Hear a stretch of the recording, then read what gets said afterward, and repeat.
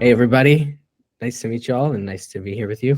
I'm just going to share my screen here. I have a couple things I wanted to present about memes and how we're thinking about memes at Antimatter and how they might not be, uh, the way that we've thought about them in the past collectively as educators. So just to introduce myself a little bit, my name is Matt Blackman. I've been a high school physics teacher for over 16 years and also a Rutgers graduate instructor for the teachers down at Rutgers. Shout out to Rutgers. And I've also been working as a consultant at Antimatter for about 2 years now, really digging into the idea of memes in education, digging into the product and making sure that each step of the way it is meeting teachers where they're at and providing something that we can really benefit from as educators in and out of the classroom. So I want to talk a little bit about the idea of memes, because most of our students, turns out, don't really know what a meme is in, I think, the most kind of academic sense of the word. So at Antimatter, we really are thinking about memes more generally and as a really multi-purpose tool and almost like a packet of information with some cultural relevance. So I want to talk a little bit about memes, and I think that this idea of memes being these viral posts on social media has almost hidden the true nature and the real idea of what is a meme, which is an idea that was coined by this guy, Richard Dawkins, in kind of coming up with a model of how ideas spread and how the same kind of way that genes can undergo a process of natural selection, ideas as well can undergo a process of natural selection, and they do. And we've seen it, we see it every single day with things that are being shared, reinvented and iterated upon and reshared. And basically the idea behind memes is that we can break down ideas into these kind of modular packets that then get both kind of iterated on and spread based on their value and the type of connection that they make with others. So we found at Antimatter that this idea of a meme and kind of breaking down what is this kind of way that students are sharing information or sharing jokes online, and really leveraging that to its most possible benefit in the education context has been kind of our secret sauce. And it's one of the things I want to share with you that I'm most excited about today. So when we look at a meme and we kind of break down what is being presented and how a meme can be kind of structured in the information that's encoded in it, there's 3 layers that we find. And I wanted to share with you here some of the results from a few of the academic journals that we've collected when we're pretty early in our ideation phase of how to kind of design a platform that takes full advantage of memes in education. Because a meme really is this well-documented and pretty well-studied thing. And so you'll see some of the citations on the slides that are all shared. Antimatter has all these papers collected that have been studying memes from a more academic perspective. And it's pretty crazy the amount of academic weight that underlies even something that usually we think of as like a throwaway internet joke. Because a meme, the way it's presented, has information in just the structure that's being presented in the first place. So if you look on the top here, there's a way to kind of think about presentation of either a joke or a piece of cultural zeitgeist, where you have this structural level of a meme, where if you're seeing something where there's an image and text on the top and the bottom, there's generally an expectation for how that information is going to be communicated, versus if you see, like, for example, the Drake meme has an image on the top, an image on the bottom, and text for both. And that's kind of a different kind of expectation as far as how information is going to be communicated if you see that type of physical layout. So we can break down memes in a lot of different ways. The next hierarchy that comes is probably the most recognizable one, which is the social level, where if we see a certain image in a meme, we have, as social creatures, an expectation of what kind of context is being presented for that joke or for that piece of factual information that's being provided. So here we see the success kid, and we kind of know, if we're steeped in the world of memes, as most of our students are, we know what type of underlying context is going to be provided there with this kid with his fist up like that. And then lastly, this is, I think, the most nuanced level on the bottom. This is where the meme, each individual piece of content, can have its own specialized layer of communication as well. And that's context specific, but that's where you have really a meme and the text in it is creating something that's greater than the sum of its parts. And that's where we see content go really viral and get really shared widely. So these are the ways we're thinking about memes. And I don't know if it's overly academic, but really the idea is that it's not just this throwaway joke. It's more a structure of how ideas can be presented. And the value of it is that it gives students a way to connect to the type of things that they're sharing with their friends and relate it to your subject matter. And there's a lot to what makes a really good meme and a meme that's valuable in education that I want to get into and break down a little bit further. What makes a meme useful in the classroom and how we can kind of think about the memes that our students are creating and the memes that we're sharing with them from a more educator-centric point of view. So the next slide you're going to see has some data where students were being asked about the use of memes in their classes. And you can check out the paper on the Antimatter database of academic papers for memes. But the main idea here is that they work very well if used effectively. And we found that memes can be used extremely effectively in class or as homework assignments, but in the academic setting. They can also be used in ways that are not so productive. And I think we've all seen memes in classrooms, either making students roll their eyes or kind of making students feel like their teacher doesn't quite get their culture. And we want to show a couple examples here of memes that were used extremely effectively and others that we maybe want to warn about common mistakes to avoid. So a lot of time memes look very similar to others. And so I wanted to spend some time breaking down what makes a good meme and what differentiates it from a bad meme, not necessarily bad, in the objective sense, but more so not as useful in educational context. And there was a really amazing paper that we stumbled upon early on in Antimatter that used a couple examples of memes in an organic chemistry class.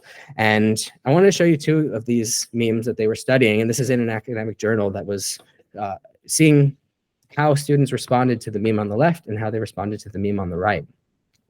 And found that one of these memes was much more highly correlated with student performance in that course. And I'm curious if if anyone has an idea of which one they think might be more correlated with student success in the class. You don't need to know, I think, too much about organic chemistry here, but come up with a prediction. You can keep it to yourself. But this, I think, shows really nicely the main kind of point that we're trying to make as how you can squeeze the most juice out of memes and get your students to really use them in a way that if they don't know something, they can use the meme to learn that thing. Or if they do know something, they can use the meme as a way to communicate this kind of in-group information that we found to be very motivating in a classroom environment. So without further ado, it is the meme on the right that was more correlated with student understanding in this class and with student success in this organic chemistry class. And I think the dichotomy between these two memes really underscores how a good meme, which is the one on the right, is one in which a student needs to understand something about the subject in order to get the joke, right? Where if we see this meme on the left, we have the Fry meme, the skeptical Fry from Futurama. And in this meme, it's making a joke about the fact that in organic chemistry class, you draw a lot of hexagons, right? And anyone who's taken organic chemistry knows you draw a lot of hexagons in organic chemistry. It's not wrong, but it just doesn't really convey a deep understanding of any of the concepts that are part of that course, right? Just knowing that there's hexagons being drawn doesn't tell you much about organic chemistry. So we think the meme on the left has some value for getting students to laugh and getting them to feel more connected with each other in a certain course, but it doesn't really scratch the surface as far as the subject matter in the course itself. So we think of this as having some surface level value, but not quite as deep as the one on the right, where if you knew something about this molecule, SN2, it's a funny joke, right? Where we have this meme template with the dad from the Fairly Odd Parents saying, this is where I'd put my trophy if I only had one. And any students who have seen that meme template in the past kind of know what it's communicating, where there's this empty spot for something he wants to put, but he hasn't gotten a trophy. And even if he didn't really know much about organic chemistry, the student could probably figure out that this SN2 molecule has a spot for something, but it doesn't actually have anything to put in that spot. So we found this to be highly effective. I mean, the people who wrote this paper were using this as a great example of a joke where if a student doesn't get the joke, they can probably figure out what's funny about it by just understanding the structure of that meme template, and probably reverse engineer some knowledge about this molecule by knowing something about the meme. So that was pretty cool. And the second thing is we wanted to really underscore that if the student laughed at this joke or found this meme funny, it is automatically showing that they know something about that coursework that they could use to then share it with some of their friends and be part of this knowledge that they have as a result of being in that class. So those are two really great examples, I think, of memes and the different things they can accomplish in our classes, but just how far we can go as far as encoding some of the topics that we're teaching about in this kind of culturally relevant format that students really love. I want to show one more example here, and this is from an additional academic paper that we found that was a tale of two memes. And these were both using that same meme template, which was the pool kid. But these were talking about concepts in an introductory pre-calc course. So there was two memes here that if you know how this meme works, the joke is that these two kids in the pool are not receiving the same amount of attention. The girl is getting all the attention and the boy here is kind of off to the side being ignored while he's struggling to stay above water.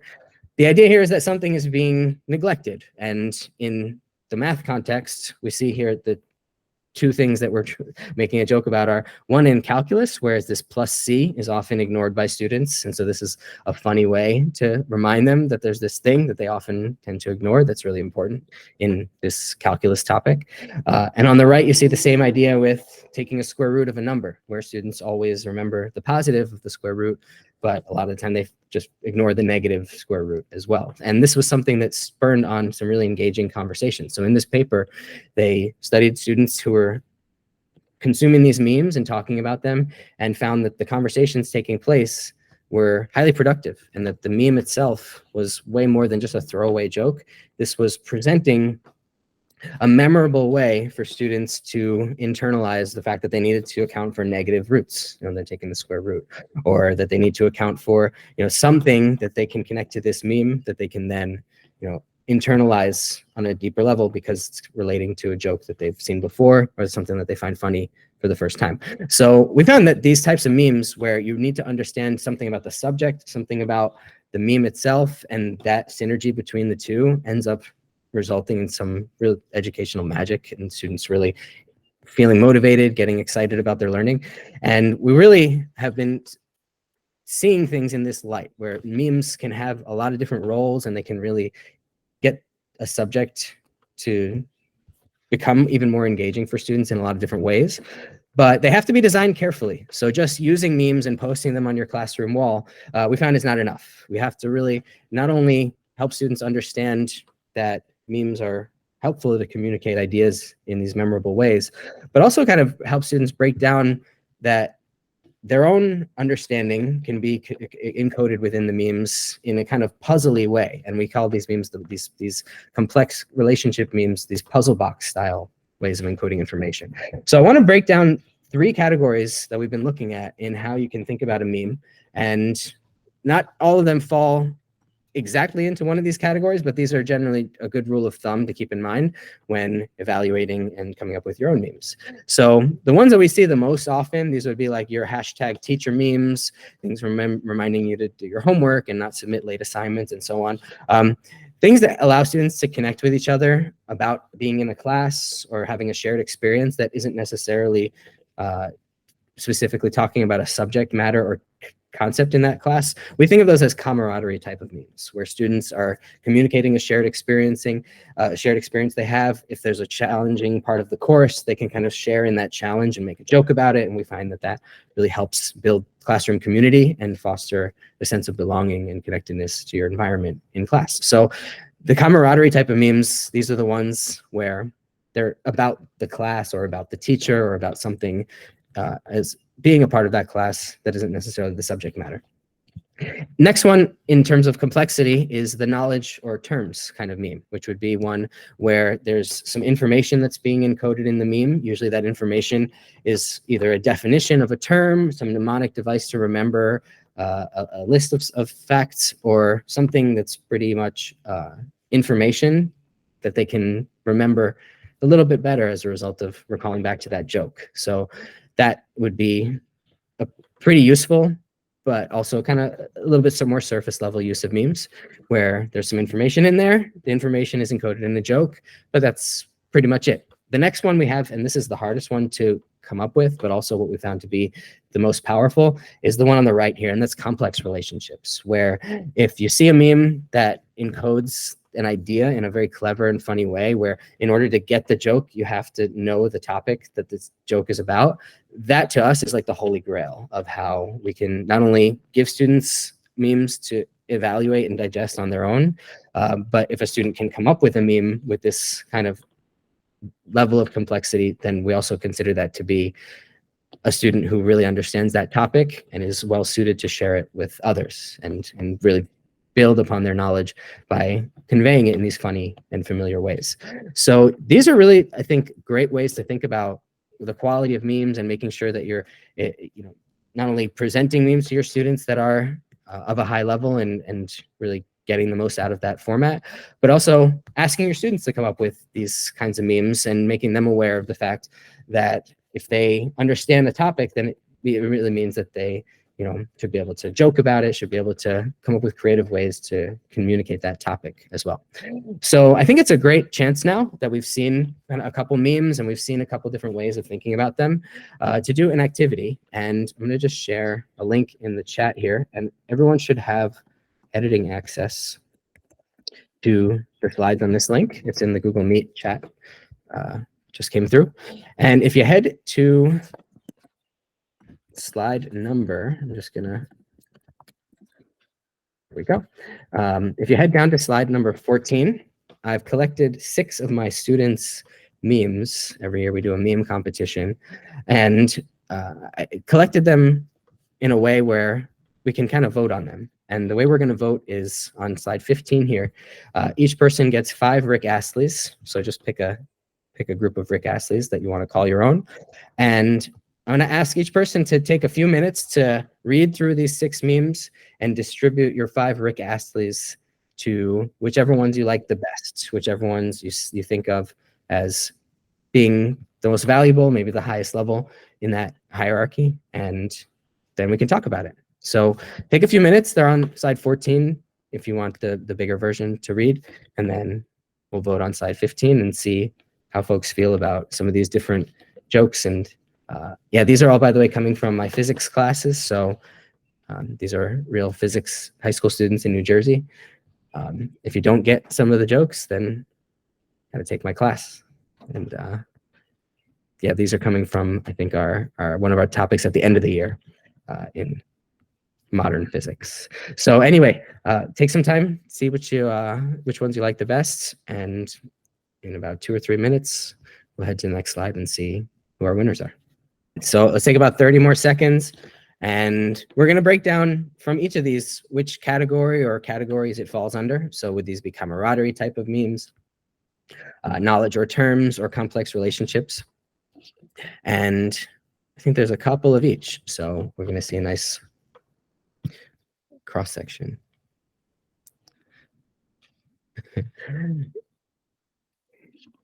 Yeah, don't worry if your Rick Astley falls somewhere outside of the bounds. Looks like we got some winners here. All right, everybody. So let's just start from the top left, and we'll make our way through and see if we can evaluate some of these in the realm of kind of what category we'd consider them, and also what level of effectiveness they might be when used in the classroom. So the first one on the top here, it looks like is a favorite, and this one was created by one of my seniors. And the joke is that the electron behaves differently when it's being observed, and this was some pretty crazy stuff that they were learning in their class. But the fact that the student made this joke and was able to relate that idea to this meme of the penguin showed that that student was really understanding that concept, and that they were able to, I think, internalize it in a way where if you're making a joke out of something, it really helps you connect with that material and also share it with others. So that one, I think, is definitely a complex relationship, one where you need to not only understand the subject, but understand something about the meme template and how they relate to each other. So I'm glad folks really like that one.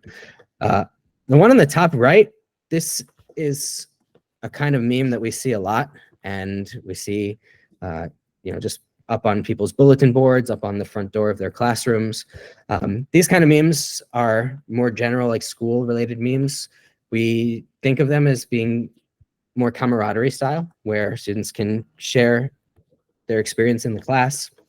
You know, if there's a particularly hard class or a strict kind of set of class rules, they can make memes about that. And that is helpful for their sense of community, sense of well-being. But once again, this doesn't really communicate anything about the subject. It's more just for the connectedness of being in that shared experience. So the middle here, these are both physics memes. Looks like they got the same number of Rick Astley's. But these would be probably more along the realm of knowledge and terms. So, you know, information about these types of interactions, and the one in the middle left here would be just some pretty straightforward joke about the interactions between particles in a nucleus. So this is where students are kind of wrapping their head around how these interactions work, how these concepts work in the class, and presenting them in a joke that can kind of remind you how that works and show that that student was able to connect it to that meme template so they know something more about it. The one in the middle right here, this one is kind of cryptic. One of my favorite students made this, where it's a kind of joke where even if you didn't know what these things mean, even if you didn't know what this symbol means, either it's intriguing, so the student wants to know more because of this joke and maybe they see others laughing at it, or if they didn't know anything about it, they could, but they knew something about the subject, they could probably figure out what this symbol could mean, which is the idea of magnetic field, by the way, for any physics folks. So anyway, this is a meme where if they don't know this idea or what this symbol means, they can figure out some from the context, which is helpful.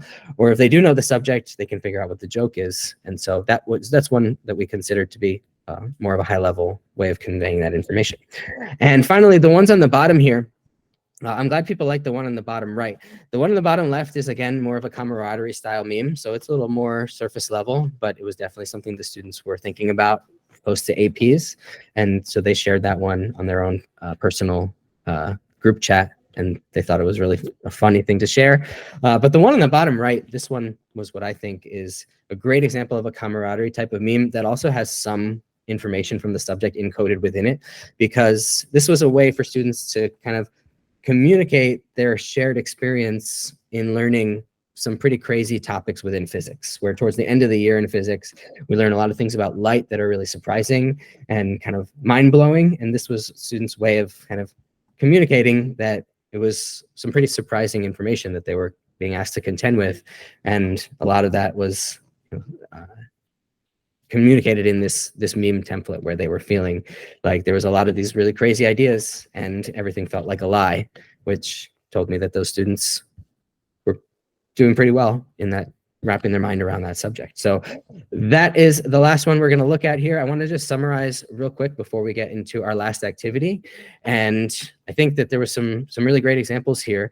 But in general, when using memes as a puzzle in the classroom, either when presenting your own to your students and asking them to evaluate them, or when asking your students to come up with their own, the highest level of memes that we've found is these puzzle style memes, where if you see it and you find it funny, it means that you kind of feel like you're in on the joke. And in education, we found that the most effective memes of that type were ones where you had to know something from the class or know something from the information in the subject in order to laugh at the joke. That way, if students don't get the joke, it's an inherent motivator for them to dig into the material, to ask their friends what's so funny. And there's a lot of information and teaching that goes on from student to student in that type of environment that we found to be really productive.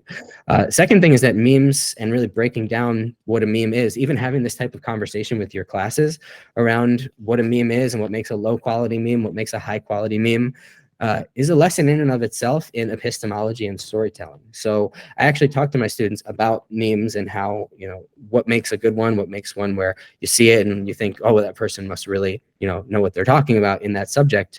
And for students to think about things in that way, it does help them build their understanding of the theory of knowledge and how to communicate effectively in, even broader ways than just one subject.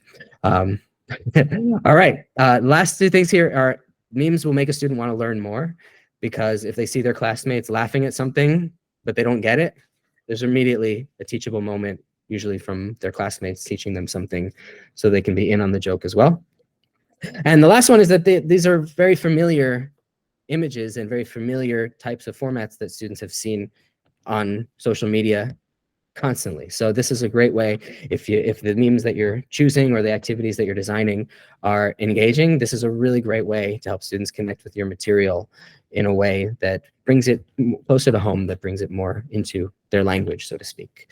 And so I wanted to share a few just final ideas of how I use memes in my classroom when I teach physics, but these are more general and they can be used for any subject and any grade level. So a couple ideas that are perfectly tailored to Antimatter's tools and the different platforms and activities that we have on the site are the following. First one, you can ask students to teach an idea with memes. So you can have students actually submit memes using some of the different activity templates we have in Antimatter, and actually ask them to communicate some information and teach it in a way that they're not only able to practice their own understanding when they're creating them, but also the students who are then consuming them are getting something out of that as well.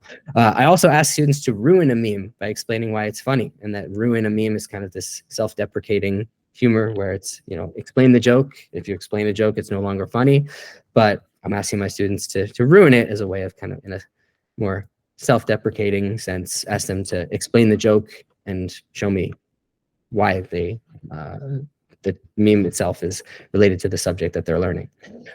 Third thing here, I often have memes on the board when students walk in, so it's like a joke right away. Maybe that transitions right into having someone explain why it's funny. We can also use them as review activities, and they're excellent as homework assignments. I've even seen students in the lunchroom sharing memes from an assignment that I gave them, one period earlier, that they were already chomping at the bit to create jokes, share those jokes with their classmates, and evaluate each other's memes as well. So there's some really amazing tools up on Antimatter for all these types of lessons. I want to get to one of the most popular ones and do a little activity here where you can get a sense of what Antimatter provides and how flexible these tools are for lessons that take anything from homework assignments to in-class assignments, from formative assessments to summative assessments. And the lesson activity is going to be in the game called Heat Map on Antimatter. So I'm going to share this link in the chat as well. But once you head over there, you're going to see something that looks like this. And if you find an open tile, the link is in the Google Meet chat. If you find an open tile, you can navigate around, find an opening here. You can create your own meme. And the creation tools in Antimatter are outstanding. So you'll see some tools pop up that'll help you find a meme template. You can search from popular templates. And a lot of the tools here are pretty self-explanatory as far as how to use them. But I want to give folks a chance to dive in and to get a little bit of experience here on Antimatter's heat map environment and the creation tools that are provided therein. So I'm going to stop sharing my screen for a little bit and give folks a chance to hop over there and join the activity. You should be able to just get right into the heat map and start making your own content once you're ready. And if you've submitted something, you can also navigate around and evaluate the other content that you see. So you'll see a little bless button, and content that has the most blessings will stand out in the heat map. So take some time and head over there, because this is really one of the central tools that we wanted to share with you at Antimatter that can really be used in a lot of different ways. So yeah, any questions that you have, feel free to just unmute, shout them out, or type them into the chat. And if you can submit a joke or a meme about memes, and we have a couple there already from Tuesday, if you want to get some inspiration onto what's possible. All right, I see some folks claiming tiles. All right, let's take a look. And if you're still submitting, then it'll pop up as soon as you submit. So we'll see it. Okay, let's share this tab. So this is one of our most popular activities on Antimatter. I encourage you to check out all of the new activities, because there are way more than heat map, but this is, again, one of the more multi-purpose and flexible tools we have at Antimatter. It's also one of the more popular. So the way it works is you create memes, you evaluate them, and you end up with a heat map of these glowing orders related to how popular the different pieces of content were. And so we found this to have a lot of different roles in the classroom. You can have students do this either synchronously or asynchronously. The creation tools are really intuitive, and we found students have a really easy time making content here. And additionally, you can have them not only make their own content, which is the act of creation, but also evaluate others all in a single environment. So you can have them navigate around. You can hit this bless button and you can see it glow, and no matter depending on how many blessings the content gets, the glow will get brighter and brighter. So you end up with this really nice kind of at a glance artifact of the lesson, where you can see not only what your students came up with, but also how they felt about each other's content in this way. So heat map is really what I found to be very flexible. I've used it for anything from introducing a topic all the way to reviewing a topic before the test.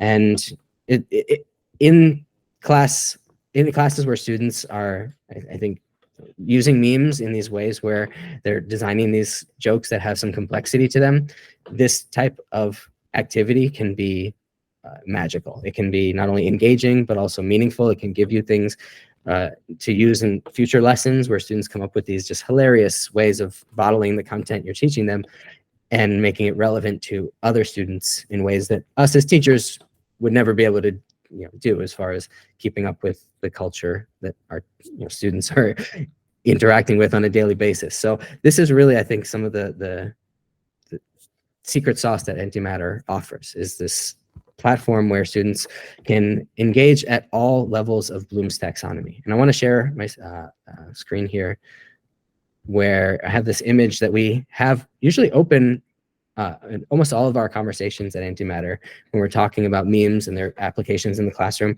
because we feel that memes, the idea of kind of encoding information in these jokes and in these kind of rich visual ways, can span the entire gamut of Bloom's taxonomy, where you can have students evaluating others' content. You can have them using memes to just remember facts in a more memorable way, but it goes all the way up to having them take that knowledge that they've got gained in your class and using it to create something brand new, whether it's a joke, whether it's a brand new way of kind of connecting it to other knowledge. And we found that if students can make jokes and understand your subject matter to the point where they're actually encoding it into humor, that's a really powerful way to not only see if they know what they're talking about and what they've gotten out of the class, but also help them teach each other and give them ways to communicate in a language that they understand and that they use with their friends every single day. So we're really excited, and we have a ton of things that we want to share on the Antimatter website. So heat map is just one of many formats that you'll see of how students can engage with content on Antimatter. And I want to turn it over to Ezra now to talk more about some of the more recent product developments on the site. I see some questions. Ivana was asking, has anyone tried to get meme ideas from ChatGPT? Can students AI cheat memes yet? This is a great question because I tried it myself. I definitely gave a prompt to ChatGPT saying, give me a funny meme about chemistry or physics. I tried many, of these prompts for different subjects. And one thing is ChatGPT doesn't really know about the last 3 year meme templates much. ChatGPT just doesn't know the last 3 years, what's going on, not correct information. Plus, it doesn't have a sense of humor, really, because for that reason, Jonathan, you wanted to add something? It's because it was a very poignant moment for us, because we were watching we pay attention to this stuff obviously very closely.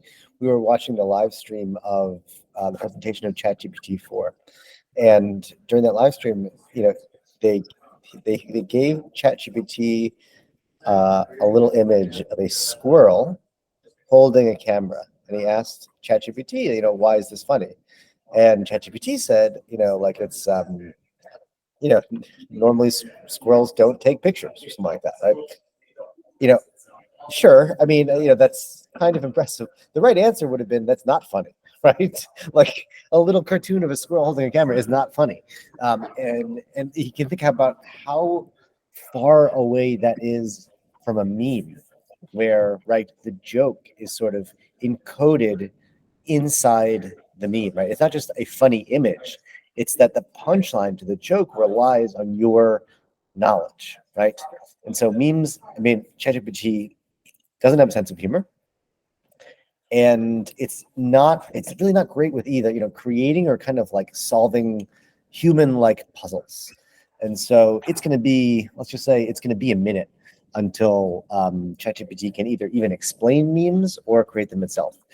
And I'd add one other thing, right? Is that I think one of the reasons memes obviously came about well before ChatGPT, but I think one of the reasons why memes keep increasing in popularity is that they're sort of like almost a response to like the general legibility of the internet, right? Like a meme is generally comes from like a found object, right, in a shared cultural context that is outside the realm of what Facebook can read from the post and Twitter can read from X. It's going to take a long time to get used to. Can read from sort of the posts on their website, right? It's like it's actually. I think one of the reasons they keep getting so popular is because they exist outside of what computers can read. So it's going to be a minute. Christy, are there any integrated platforms like Canva? No, there are not. I'm not really sure. I guess, could you elaborate on how you might integrate with Canva? It's not immediately obvious to me. Also, I gotta know what's going on with this this whiteboard that you have. I don't know if it's in front of you or back of you. It's like glowing with that teal blue. It's like the coolest thing I've ever seen. I'm sorry. Do you want me to turn that off? I can turn it off. No. I just can't tell what it is. For me to take notes there. I was just thinking like Canva, and I hope it's okay if I unmuted instead of typing, but since you were talking directly to me, I thought it would be okay.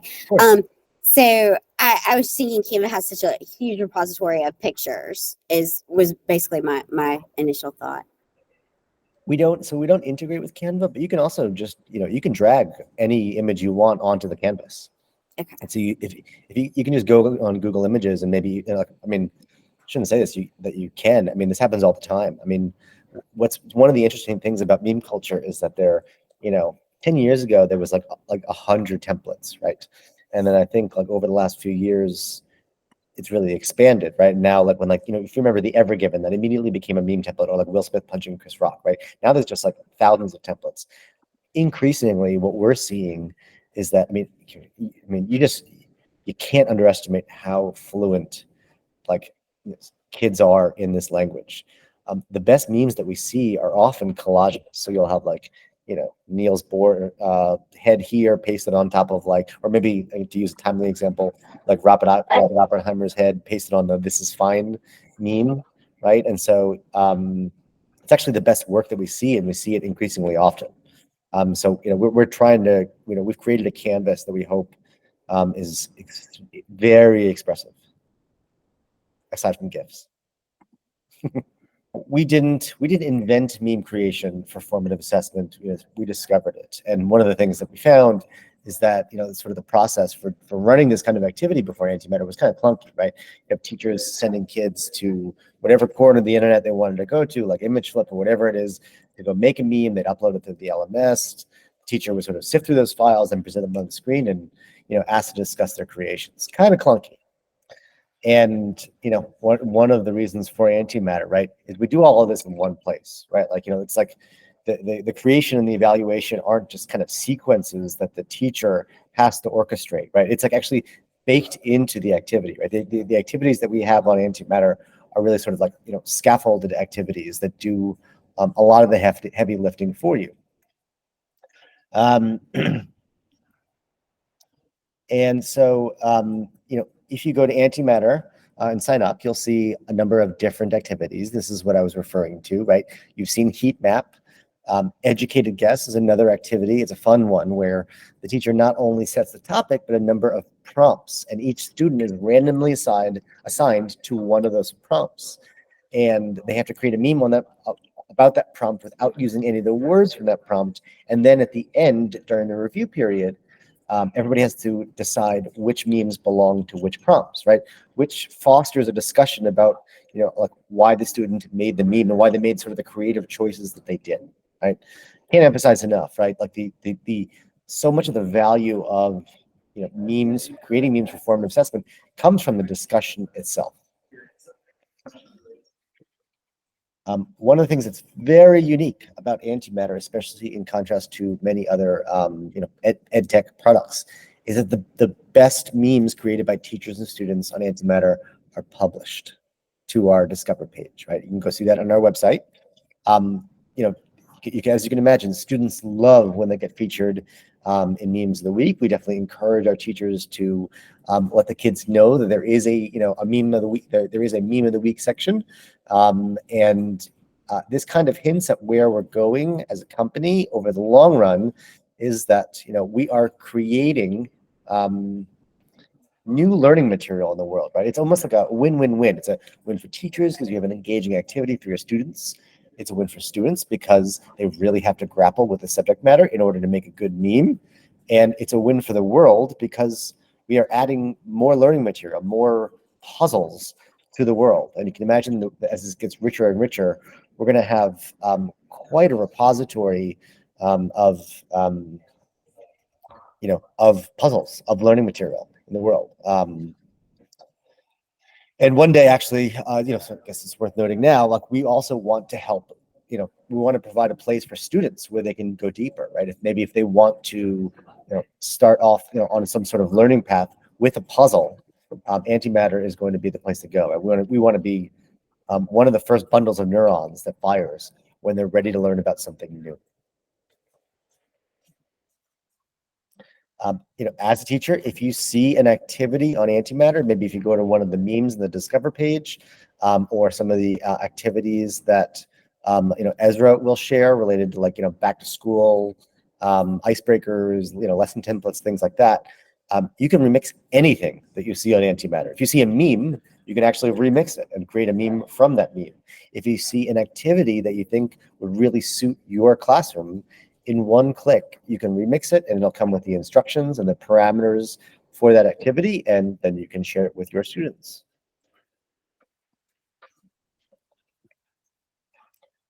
As I mentioned just a minute ago, we have back to school templates that are ready to go. Ezra will share those resources with you. It's a really fast and easy way to get started with your classrooms, and we think a really great way to get started on the school year, right? What better way to instill the classroom rules than with memes, right? Memes are, in a way, they're like USB cables that go directly into your brain. As I mentioned, you can also, if you just want to create a meme as sort of like a bell ringer for your classroom, we think this is the very best meme gen in the Milky Way galaxy. We haven't done a sort of a full market map outside the Milky Way galaxy. That's sort of as far as we can compare, but it's the best one that we've seen. Like I said, you can remix your own memes. These are, I took a picture recently of, my two kids sleeping in the back of the car. I use this to make a meme about the fact that I think Canva and Kahoot and other ed tech products are maybe on sleeping on, how powerful memes are and how much this is growing. As Ezra alluded to, Antimatter for iPhone is coming soon. This is homework that you can do with your thumbs. This is also, like I said, that we think this is the very best meme gen for the iPhone. And soon we'll also be introducing activities where students can go further on their own if they'd like to, and find other students who are learning the same thing. Which speaks to the fact that Antimatter will be free forever for teachers and schools. We hear this often from teachers that they come to like an ed tech product, and then find out, oh, we can't do this without sort of pro features, or suddenly things that used to be free are now paid. We are really we want to build the world's largest education network. I know it sounds ambitious, but it's true. And it's for that reason that because we're looking to ultimately build something that is a tremendous utility for Zilpha. If you want to give us a thumbs up, that can get that started. We agree, it's great news. It helps explain why we're free forever for teachers and schools. Thank you. There we go. Okay. Like I said, the iOS app, a lot of our sort of student-first products are going to be coming through the iPhone, right? A home for students to create, teach, and explore. Those products are going to be rolling out probably in the fall or the winter for students. I should also note that I'll skip to the third bullet here. We are launching an ambassador program soon. One of the reasons to launch, one of the things that you get as an Antimatter ambassador is a sneak peek into new features on Antimatter. And I say that because, again, yes, by the way, Zilpha, this has been used in ESL a lot, actually. I think there have even been academic papers written on this topic. It's one of the most popular use cases for memes. My wife, my wife is like she's Israeli, and she learned, she said, she'll tell you, she learned English from friends, right? And so like, it's a very similar concept, right? Like there's a certain magnetism to memes that draw you in, which makes you sort of have to kind of, engage in, maybe learning English or learning English better, further, I should say, learning English better. Maybe my English is bad. Anyway, so if you join the ambassador program, right, we are a small team, you'll have the opportunity to help us shape the products that are coming out and what we can do for students and what we can do for teachers. If you want to just kind of with a lighter touch, you can subscribe to our newsletter or blog. And lastly, Ezra will be sharing by email some PD resources that are also going to be hosted on our website soon. And in addition, if you are excited by what you see, I encourage you to tell a peer or a friend. All right, we are a small growing company. The way we grow is by delivering great experiences to teachers and students. And if you take Antimatter for a spin and you agree, we'd love for you to tell a friend.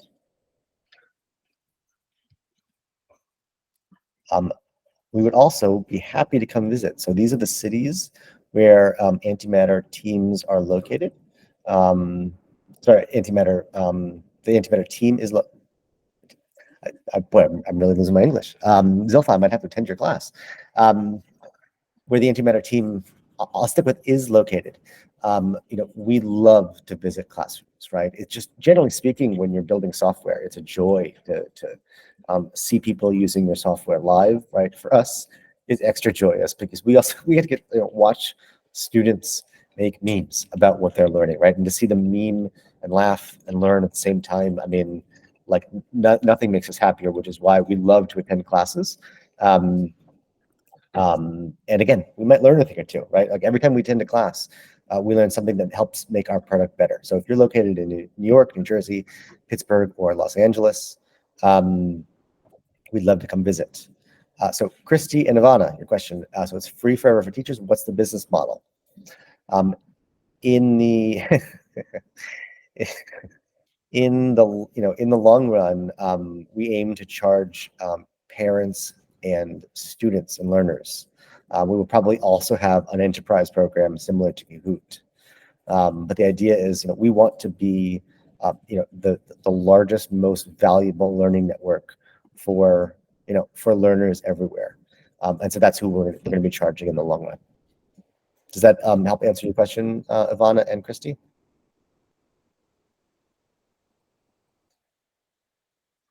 I'll take that as an enthusiastic yes. You can give us some thumbs up. Look, we are nothing if not interesting and unique. Like again, this is like, yeah, as you can imagine, I have memes for all these ideas when I'm presenting the company in other venues. But one of them is that there's like EdTech here, and there's Antimatter over here. We're doing something very, very different. Let's say I would like to try one of the activities that we shared in the back to school activities, and I would like to try those ready to go templates in my classroom first week of the school. Let's see that. So if I want, I can just click on one of these activities, let's say heat map, and set up my own activity. But right now I'm going to click on the Discover page, which we have all the back to school ready to go meme template memes. I'm going to click on one of them, let's say classroom rules. So I can see the instructions on this ready to go meme activity. You can see choose one of the classroom rules below, make one meme to describe vote for your friends' memes and choose the best ones. The most uploaded ones will be hung in your classroom for the semester. So when I click on, and I can also see the meme results from this activity, pretty good memes. If I click on try this activity, I can actually change all the instructions, set up my own like name of the activity. I can change this to classroom rules lesson template. I'm just gonna make this classroom rules lesson period 5. I'm gonna do it with that classroom. You can specify these things in your topics. This will help you afterwards. Let's say number of participants. I have 20 students. And if I want to change anything here in the instructions, I can just edit, delete things. And then I'm going to set up my deadline. Let's say it's this Friday. Time is 2:10 p.m. And I'm going to click on start. If I have, let's say, 6 or 7 classes or however many that I'm teaching this year, I can also click on duplicate for multiple classes and just change the name of the activity. I could make it period 3, period 1, period 4. So I'm setting up activities for each one of my classrooms from just one set activity by duplicating. Now I'm going to click on start activity. And ta-da, we are inside the activity. As you can see on the left, you can see the instructions that I entered when I was setting up the activity. I can click on deadline here. This is the deadline we just set up. If I want to add days, I can just add days or change the time here. Now I'm going to click on confirm. And how do I invite my students? You're going to see the link right here that says copy invite link, which I'm going to share with you right now so you can join my activity as students. I just shared it in the Google chat. Please feel free to join my classroom rules activity. I feel like this is such a fun activity, and I really wish when I was growing up, we had this in the classroom because I will make such good memes. And I can see everybody who joined. By the way, here's a great tip.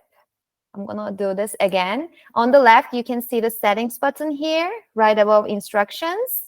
So I can change the name of the activity. Plus, when I click on studio members, I can see everybody who joined here. One small tip too, this is I love this feature, by the way. Let's say I see Jonathan, he's a creator, and I want to make him view only, just like you can do this on, Google Docs. You can just click on make user view only, and they can stay that way, or you can change it, otherwise in your studio member settings. Do we have a question here? Let me see the chat. Please feel free to unmute yourself as well. So students don't want to have an account within the program, just the link. Students, yeah, they do have to sign up to join the activity, but they have to sign up only once. They can sign up with their Google accounts or other, we have all the links. Once they sign up, they only sign up once. They can join all the activities you share with them. Let's see. I see a meme from Jonathan. So Chrissy, I think you had a question about how can you add more than one meme templates. I will show it really quickly. So let's say I will add this meme template from here. I added, they're really cute. And I want to add another meme template here. Let's add the puppy. As you can see, you can actually add more than one templates here. And you can even, actually, this is one of the other great things. You can remove the background as well. I should have definitely played more. I thought that was like to bookmark your meme for later. Oh, no problem at all. I'm more than happy to help. And our background removal is also amazing. With all these buttons on the left, you can do so many things. I did that with my little I forgot what they're called, the Teletubbies that I started with, but then I couldn't figure out how to put another one in under them. That's a bit. Oh, and as you can see, when I remove the background, it's just so smooth and perfect. I love removing backgrounds. And this is how you set up an activity from the preset activities on our Discover page and share it with your students. Well, thank you so much again, Matthew. I really appreciate you. Thank you. This was amazing. Thank you. My pleasure. Thank you, Matt.